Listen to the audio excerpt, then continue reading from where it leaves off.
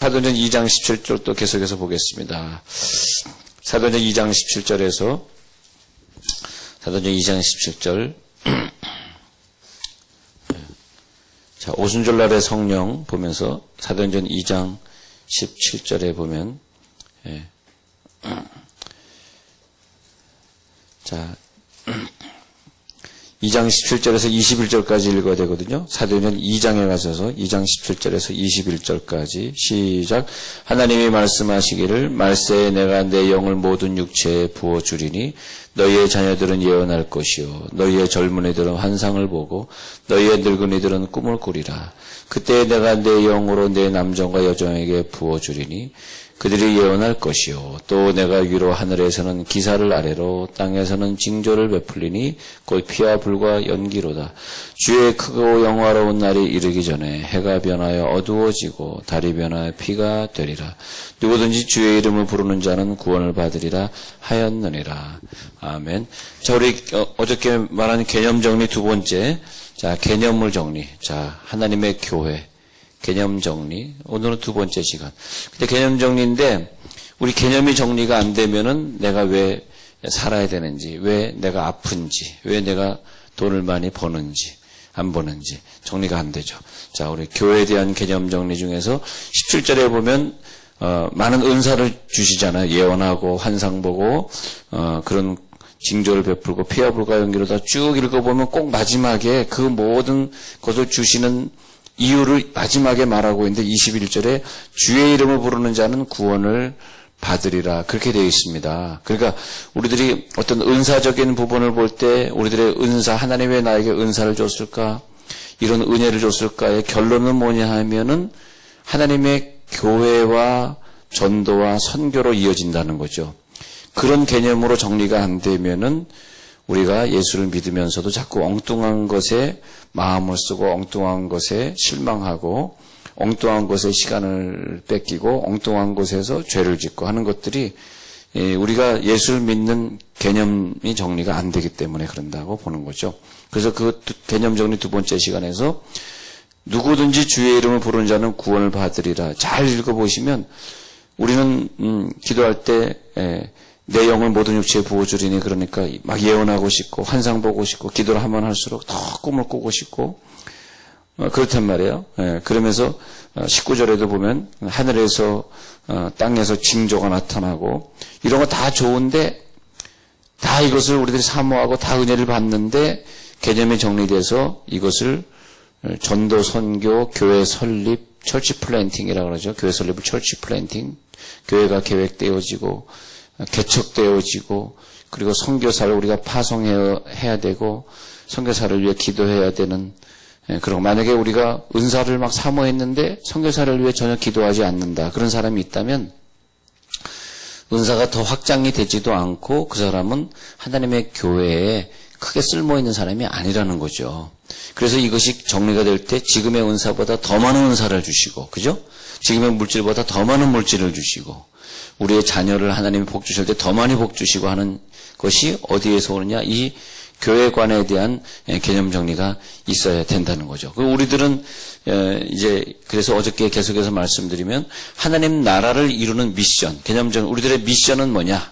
미션 임파서블 뭐 그런 영어도 있잖아요. 그 미션이 뭐냐면 우리들의 임무, 우리들의 임무가 뭐냐 하니까 하나님의 교회, 하나님의 교회를 이루는 임무인데 그 교회는 하나님의 나라가 되는 것이지 이 땅에서 뭐 같이 교제하고 즐겁게 살고 재밌게 살고 그런 게 교회가 아니라 하나님의 나라를 이루는 교회. 그래서 너희는 이렇게 기도하라. 그리고 가르쳐준 주기도문이 뭐냐 하면은 그 주기도문은 하나님 나라가 임하옵시며 그래. 하나님 나라가 임하옵시며 그렇게 되어 있습니다. 하나님 나라가 임하옵시며. 우리 교회 목표는 그러면 안 됩니다. 우리 교회 목표는 어떤 교제하고 나누고 놀러 다니려고 교회를 우리가 하는 것이 아니라 우리들의 교회는 하나님 나라가 임하옵시며 주기도문에 늘 우리들이 고백하는 것처럼 하나님의 나라가 우리 교회에 임하여 주옵시고 그렇게 해야 됩니다. 그래서 우리들의 미션은 뭐냐? 우리들의 미션. 우리가 어떤 전략을 가지고 이 전쟁을 싸우다 갈 것이냐? 하나님 나라의 완성, 하나님 나라의 완성. 그 미션, 그 하나님 나라의 완성이 뭐냐 하니까 교회가 설립이 되고 막 선교사를 파송하고. 그러니까 선교 그러는데, 선교 얘기를 하면 선교 그러는데 우리가 그냥 헌금 조금 내가지고 얼마 선교사를 파송하고 그것은 선교가 아니고, 우리 선교하는 교회다라고 하는 것은 우리 개개인이 전부 선교사다, 그런 생각하는 교회가 선교하는 교회입니다. 할렐루야. 선교사를 파송하든 안 하든, 선교사를 지원하든 안 하든 그거는 괜찮아요. 근데 문제는 뭐냐 하니까, 우리가 교회를 해내면 그냥 교회 일부분의 돈을 선교사를 선교사에게 돈을 보내주는 것으로 선교를 한다고 생각하는 건 선교하는 게 아니고, 선교하는 교회는 뭐냐, 여러분 앉아있는 여러분들이랑 서있는 저가 다 같이 하나님 나라 완성을 위해서 나는 선교사로 이 땅에 왔어, 선교사로 태어났고 선교사로 세종시에 나는 이사 왔어, 이런 마음을 갖는 게 상당히 중요하다는 거죠. 그래서 하나님 나라의 완성을 위해서 내 미션을 이루게 하소서. 자, 예수님이 십자가 못 박히심으로써 모든 것이 끝난 것이 아니라, 거기에서부터 그 예수님을 못 박히신 것은 완제품으로 주어진 것이 아니고, 우리가 그 예수님 못 박히신 것을 다른 사람에게 전달을 해야 됩니다. 다른 전달을. 그것이 뭐냐면 땅끝까지 이르러 내 증인이 되리라. 자, 성령의 권능에 대해서 우리 개념 정리하고 있어요. 성령이 너에게 임하시면이 오늘 읽어드린 사도 1장 8절이 뭐냐 하니까, 오늘 2장에 17절에 있는 것처럼, 자, 하늘의 예언 임하면 어떻게 되는 거예요? 그러면 권능을 받고 땅까지 이런 데 증인이 되리라, 이렇게 이어지거든요. 이것이 개념이 정리돼야 돼요. 그래서 우리가 성령을 받아야 되는 이유가 무엇이냐? 그것은 땅까지 이르러 증인이 되고자 받는 것이죠. 근데 성령은 받았는데 증인으로서의 역할을 하지 않으면 하나님이 그 은사를 금방 거둬가셔요. 왜냐하면 그 사람에게 예를 들어서 예언의 능력이 있는데 증인의 역할을 하지 않는다면 그 예언의 능력을 가지고 뭐 하겠어요? 사람들을 비판하고 저 사람은 은혜가 있다 없다 그것만 보게 되니까 자기가 지옥으로 가는 지름길이 되는 거죠. 괜히 은사 받으면. 그러니까 야, 네가 뭐 은사가 필요하냐, 그냥 말씀으로만 살아라. 그러니까 그냥 말씀으로만 사는 사람은 은사가 필요 없는데, 은사를 받는다는 것은 성령이 강하게, 그래서 한 시대에 성령이 강하게 역사하시고 그 현장을 가보면요, 예를 들어서 이제 펜사콜라에 가보니까 거기 교회가 있었고, 또 토론토에 가보니까 토론토 에어포트 철치가 있었고, 또 빈야드에 가보니까 빈야드 교회가 있었고, 요즘은 또 시카고 시리의 그 아이홉이라고 하는 그 성령의 불임한 곳들을 이렇게 다녀보면은 다 똑같이 성령의 불임하면 거기 있는 교인들이 막 뜨거워가지고 전도자로 막 나가고 선교사로 막 파송되는 거죠. 근데 그 교회, 예를 들어서 플로리다에 있는 펜사콜라, 캐나다 에어포트에 있는, 캐나다에 있는 그 토론토 바로 옆에, 공항에 바로 옆에 있는 교회인데 에어포트 철치라든지 그런 교회들이 선교사를 파송 다 했는데 파송 안 하고 그냥 자기네만 좋다 그랬다면은 더 이상 거기 성령의 불이 임할 필요가 없겠죠. 그래서 꼭 성령의 불이 임했던 곳을 여러분들 방문을 해보시면 특징이 있는데 그들이 다 증인으로 파송되었다는 거예요. 그래서 우리가 여기에 교회를 왜 하느냐, 그런 마음으로 교회를 다녀야 되는, 여기에서 우리들이 어떻게 선교사로 각자 파송되었다고 생각하고, 그래서 저는 항상 교회에서 우리 장로로 부름받았으면 그 장로는 뭐 하는 거냐, 목사를 내쫓고 그런 게 장로가 아니라, 물론 목사 잘못하면 또 지적도 해야 되겠습니다만, 그것보다 더 중요한 것은 그 장로는 어떻게든 선교사로 나가야 되겠다는 그런 마음으로 장로가 된다. 그게 중요하다는 것입니다. 자, 그래서 예수님의 십자가 못 박힌 것은 우리들에게 완제품으로 주어진 것이 아니라 땅끝까지 선교하라, 땅까지 증인이 되어라는 건 뭐예요? 땅끝은 뭐예요? 선교죠, 선교. 선교하라. 근데 성령을 받으면은 은사를 받는 정도가 아니라 그것이 문화를 뛰어넘게 된다는 거가 특징이 있어요. 진짜로. 이상하게 성령을 받으면요, 성령을 받으면 문화를 확 뛰어넘어. 뭔가를 자기의 막혀진 담을 뛰어넘는 거예요. 근데 맨날 우리가 은사를 받았다 그러면서 내 가족, 내 자식, 내 가족, 내 자식, 그런 것은 그 가정의 담을 뛰어넘지 못하기 때문에 좀 안타까운 거죠. 본인에겐 제가 얘기 안 하지만은 제가 옆에서 볼 때 좀 안타까워요. 내 가족, 내 자식을 뛰어넘지 못하면. 근데 하나님의 나라의 비전은 우리 가정을 뛰어넘는 것이 뭐예요? 예루살렘. 그 다음에 내 국가를 뛰어넘는 것이 유다. 그 다음에 또 문화를 뛰어넘는 것이 사마리아. 그 다음에 뭡니까? 언어와 국가를 초월하는 것이 땅끝까지 이르러 내 증인이 되리라. 이렇게 사도행전 1장 8절이 멋있게 이어지잖아요. 예수님이 하신 말씀은 정말 그 과학적이고 영적이고 특이합니다. 어쩌면 이렇게 딱 4단계로 구분을 해주시고 가셨는지. 자, 그래서 우리는 그러면 교회는 뭐냐? 교회는 뭐냐 하니까 보내심을 받은 공동체 적어드릴게요. 그러니까 보내심을 받았다고 생각하는 사람, 보내심 받은 사람들의 공동체. 그것이 뭐야? 자, 우리는 어떤 작전을 부여받았는데 그런 공동체로서 우리는 교회를 하는 거예요. 그래서 교회에는 7,000인의 중보자를 양성해야 돼요. 7,000명의 중보자. 하나님 우리 교회에 7,000명의 엘리야와 함께 기도할 수 있는 7,000명의 중보자를 주시옵소서. 할렐루야. 7,000명의 중보자가 으쌰으쌰 하면서 기도하는 거예요. 그것보다 더 큰 기쁨이 어디 있어요? 응? 그것보다 더 큰 기쁨이. 그래서 7,000명의 중보자가 함께 모여서 공동체로 같이 먹고 자고 같이 나누고, 응?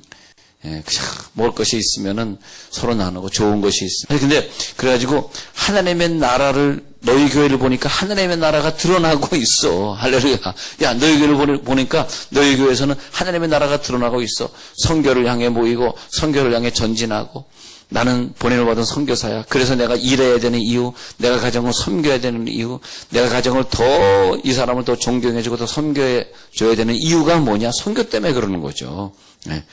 그래서 예수님이 말하시는 보내심을 받은 신앙의 중요한 말, 요한복음 20장 21절, 아버지께서 나를 보내셨잖아. 그런 것처럼 나를 보내신 것처럼 나도 너희를 보내노라. 그것이 요한복음 20장 21절의 개념 정리하신 거예요. 예수님 이 땅에 오신 개념을 정리하셨는데 아버지께서 나를 보내신 것 같이 나도 너희를 보내노라. 우리가 좀 더 젊을 때 이런 개념이 정리가 돼야 돼. 그래가지고 20년, 30년, 최소한 20년, 30년 동안은 하나님이 나를 보내신 것 같이 나도 너희를 보내노라. 그럼 예수님이 나를 보내셨구나. 그 개념이 딱 정리되어 있어서 달려가야 돼. 그래서 다윗은 젊었을 때 그 개념이 정리되어 있었기 때문에 평생 성전을 지어야 되겠다는 그 개념 하나로 갔으니 솔로몬의 시대에 성전이 딱 지어지니까 어저께 말씀드린 대로 수많은 이방 민족이 와가지고 솔로몬의 성전에 와가지고 제물을 드리면서 제사를 드리게 되니까 하나님이 그걸 너무너무 기뻐하셔서 속된 말로 한마디 해보면 우리는 그런 생애를 사는 사람들이 아니니까 그냥 해보겠습니다만 1,000명의 부인이 있어도 용서할 정도로 그만큼 솔로몬에게 복을 준 거예요. 2명의 부인이 있어도 요즘 저주받는 시대지만 과거 솔로몬 시대에는 그만큼 하나님이 복을 주셨어요. 그게 뭐냐 하니까 그 목사님 좀 이상합니다. 그렇게 받아들이지 마시고 그 정도까지라고 하는 것이 실제 그러는 것이 아니라 그만큼 그 개념이 딱 정리된 사람이 있으면 그래서 막 교회 부흥하시는 목사님들 설교 들어보면은 저 목사님 정말 교회론에 대해서 개념이 정리되어 있구나 이런 생각을 저는 종종 할 때가 참 훌륭하시다. 그러니까 하나님이 저런 교회 저렇게 복을 주시지 그런 걸 볼 수 있어요. 네. 그래서 교회는 우리가 누구를 선택해서 선교는 전문적인 일이니까 당신이 하십시오. 전도는 전문적이니까 당신이 하시고 난 뒤에서 도와줄게요 하는 게 전도 선교의 문제가 아니라니까. 그것은 자기에게 개념이 정리가 안 돼 있는 거예요. 그래서 신약의 공동체 교회를 보십시오. 공동체 교회 12명이 모이고 120명이 모이고 3,000명이 5,000명이 모이고 하는 그 개념을 보면은 다 내가 보내심을 받았다는 생각을 가지고 다 흩어져서 선교하고 그 중에 스데반이 나오는 것이고 그 안에서 빌립 집사가 나왔고 그 안에서 베드로 장로가 나왔고 말이에요. 그래서 교회는 항상 지상에서 우리는 선교사다. 할렐루야. 나는 선교사로 여기에 온 것이다. 왜 하나님 여기로 이사를 보내셨을까? 각자의 영역에서 내 가정의 영역이든 내 직장의 영역이든 내 학교의 영역이든 그 영역에서 전도를 실천하고 선교를 실천하는 게 오늘 하루 우리들에게 주어진 임무죠. 나에게 주어진 임무. 그 임무를 내가 감당하게 하여 주옵소서. 그것이 뭐냐? 교회의 본질이다. 그것이 우리 교회의 본질. 교회의 본질. 하나님 우리 교회의 본질을 감당하게 해 주옵소서. 뉴비긴이라는 선교신학자는 이런 말을 했습니다. 선교의 중심은 성령이다. 그러니까 성령을 받았다 임하시면 선교로 이어져. 임하시면 전도로 이어지고. 그죠? 임하시면 제자 양육으로 이어져야 된다는 거죠. 성령이 너에게 임하시면 그것이 선교할 때마다 전도할 때마다 그 중심은 성령이었다. 그러니까 우리들이 성령 받게 해주세요. 성령이 임하게 해주세요. 성령 은사를 주세요 하면서 그것이 무엇으로 이어져야 되는지 확실히 알고 그렇게 기도해야 되겠다는 것입니다. 그래서 하나님의 역사라고 하는 거, 우리가 제자 양육해가고 목장원들을 섬기고 전도하고 선교하는 것은 오직 성령이 하시는 일. 왜냐하면 우리는 너무 약하고 교회로 보면 너무 약해요. 그죠? 예, 교회로 보면 약하고 우리 개인으로 보면 너무 약해요. 그런데 성령이 임하면 그 약한 교회가 엄청나게 많은 선교를 했고요. 그죠? 그 약한 가정에서, 별거 아닌 가정에서 그 많은 기도를 했고요. 그렇게 되는 거예요. 오직 성령이 너에게 임하시면 약한 자를 통해서, 약한 교회를 통해서 너희를 사용하셔서 뭘 드러내느냐? 성령이 얼마나 위대하신 것을 드러내는 것이 교회입니다. 우린 너무 약해요. 우리 너무 부족해요. 그러나 성령이 얼마나 위대하신 것을 드러내기 위해서는 약한 가정, 약한 사람, 문제 있는 가정을 사용하신다는 거예요. 그래서 문제 있고 힘든 가정일수록 성령의 스토리를 만들어내야 된다고 저는 생각합니다. 근데 우리가요, 문제도 없고 아프지도 않고 그런데 기도하는 사람이 있어요. 그거는 거의 없다고 저는 생각해요. 물론 여러분들 있을 거예요 생각이 들지 모르지만 그런 분들은 위대하신 분들이고 하나님은 우리를 아프게 하셔서 약하게 하셔서 돈이 없게 하셔서 기도자로 내모셨다고 저는 생각해요. 그래서 그런 사람들이 다 사용됐기 때문에 성령이 임하시면 권능을 받는데 약한 사람, 약한 가정, 약한 교회, 약한 국, 우리나라가 얼마나 약한 국가입니까? 무슨 자원이 나고 얼마나 부족한 국가입니까? 그러나 그 약한 국가를 사용하셔서 하나님이 쓰시고 이스라엘도 얼마나 약한 국가예요. 참 하나님은 그 약한 자들을 통해 가지고 약한 나로 강하게 가난한 날 부하게 약한 자를 들어서 강한 자를 부끄럽게 한다는 것이 선교의 원칙이었다는 거죠. 예. 그래서 우리가 기도한다는 것은 오늘 기도하면서 성령이여 자유롭게 나를 통해 사용하시옵소서. 내가 성령의 사역을 방해하고 있으면 안 돼요. 나는 기도를 통해서 하나님이여 나를 통과하셔서 당신의 일을 하시옵소서. 예. 성령의 역사는 물량이 있어야 되고 제도가 있어야 되고 무슨 형식이 갖춰져야 되는 게 아닙니다.